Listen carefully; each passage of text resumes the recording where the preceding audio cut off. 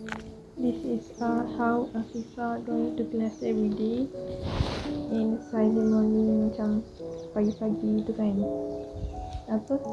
Orang tak ada, so sangat tenang and dapat hirup udara segar and tak perlu rushing.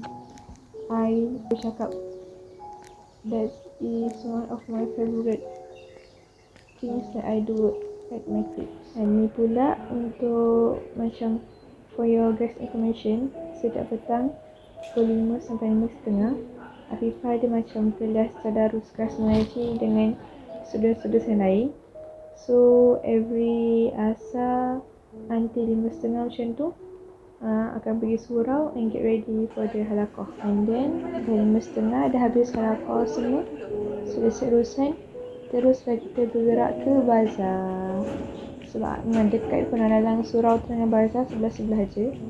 Jadi memang macam teruslah kan. Kadang-kadang Fifah akan stay kat surau dulu untuk macam tunggu dalam pukul 6 macam tu baru gerak ke bazar. Tu je bazar yang korang dapat khidmat banyak tu.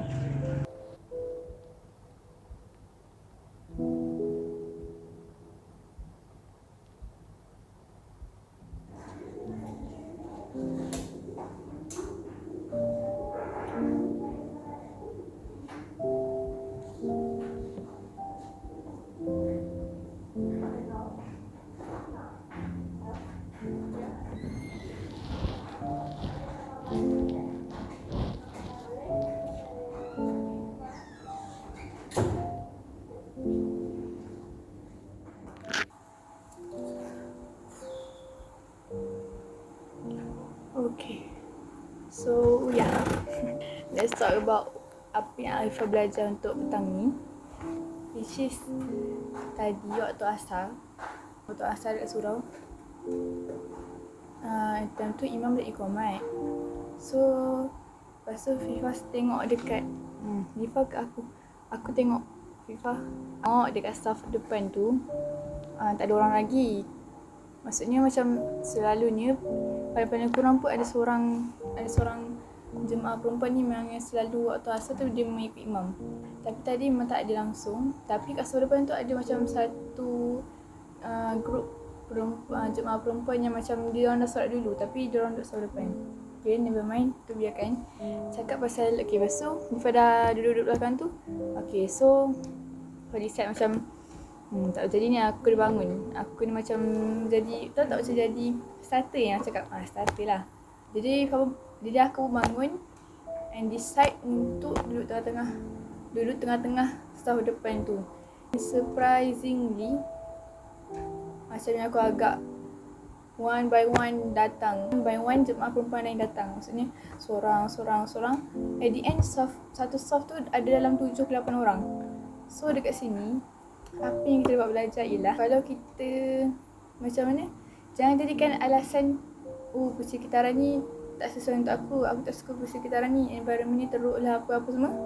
Jangan jadikan apa-apa alasan untuk semua benda yang buruk yang terjadi dalam hidup kita. Environment ni korang kena create sendiri, korang kena jadi starter. Kalau tak ada orang mula, cari keberanian tu untuk jadi starter. Sebab tengoklah tak mustahil korang akan jadi penyebab untuk orang lain bergerak ke arah yang lebih baik. Faham tak? Macam tak rugi apa-apa pun.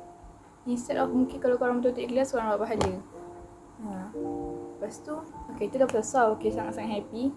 Sebab hari solat tu pun jemaah perempuan belah kiri dan belah kanan aku, diorang untuk salam. Sebab Allahu Akbar, selalunya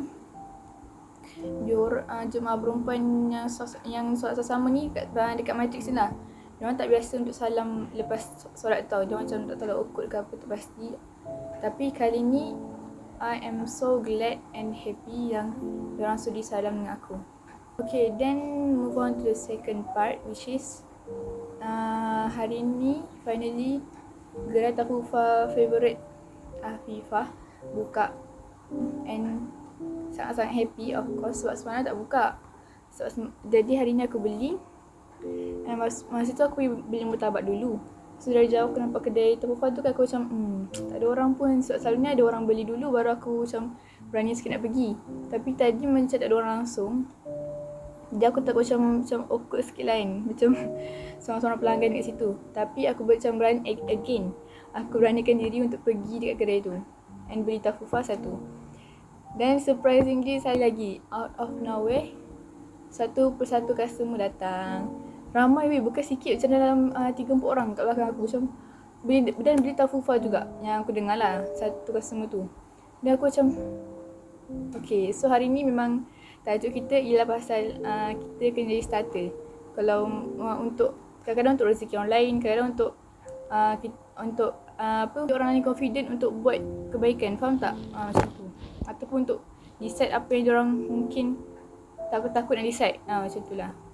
Tapi sebagai to all the starter dekat luar sana, tanya sebab korang berani ambil risiko tu. And korang memang berani. Itu je. Bye.